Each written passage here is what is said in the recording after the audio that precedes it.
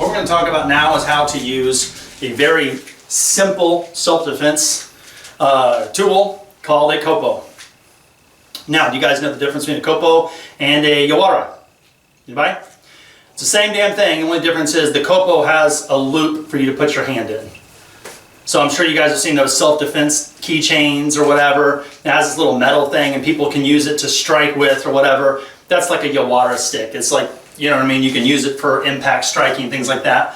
What makes Kopo a Kopo, what makes it fundamentally different is you're going to have a loop to where you can put a finger in there, 2 fingers in there, or something. But it's going to be something that you can put that will allow you to open your hand up and not drop the weapon. Where like a Yawara stick or something like that, you open your hand, obviously you're going to drop the damn thing. If you guys use what I just gave you, which is a stick and a piece of rope, and you guys carry that thing around, and someone looks at it, there is no way they're going to take that as anything more than just some random tool, something that you're just going to carry with you. It doesn't look, you know, like you can buy in the store, that, again, the tactical ones that are metal that says like, you know, defeat them all, you know, with like, you know, some sort of metal ring or something like that, you know what I mean?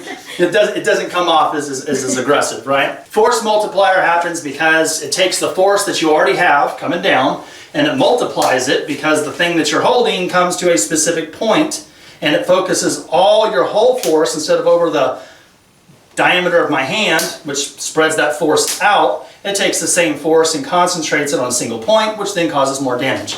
Hence the term force multiplier in self-defense. Now let's look at Kopo. What would be an effective way of using a Kopo? Because we can hold it, but if we're using a Kopo, are we doing this kind of stuff? If you're having one, you should be more effective with what they should be. Come on, this side.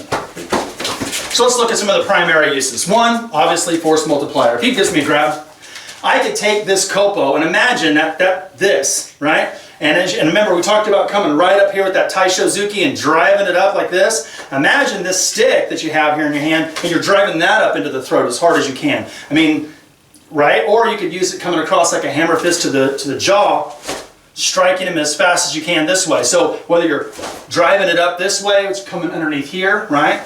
Or whether you're driving it across the jaw this way, it just gives you an opportunity to amplify that strike.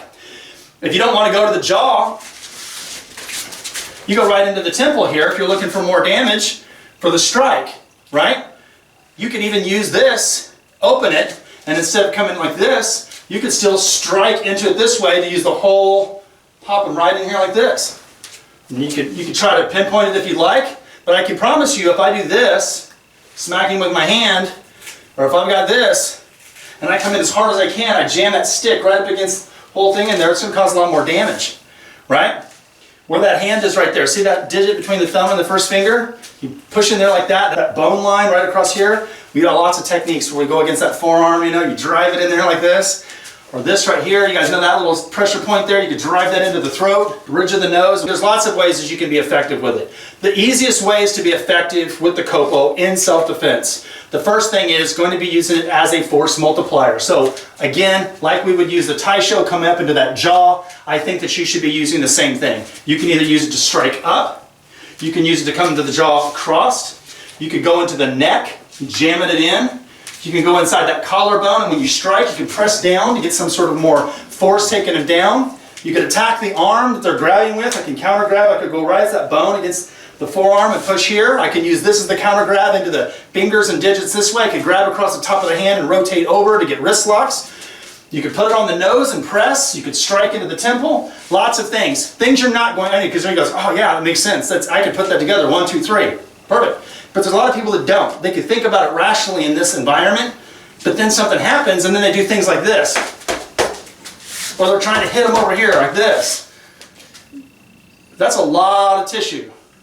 What you're looking for when you're using a Kopo, look at areas I just told you about. What do they all have in common?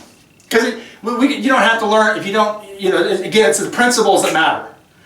We are striking areas where the skin is thin over the bone. All of them. The skin over that nose is really thin. The skin on that jaw, before it gets to the jawline, that's thin.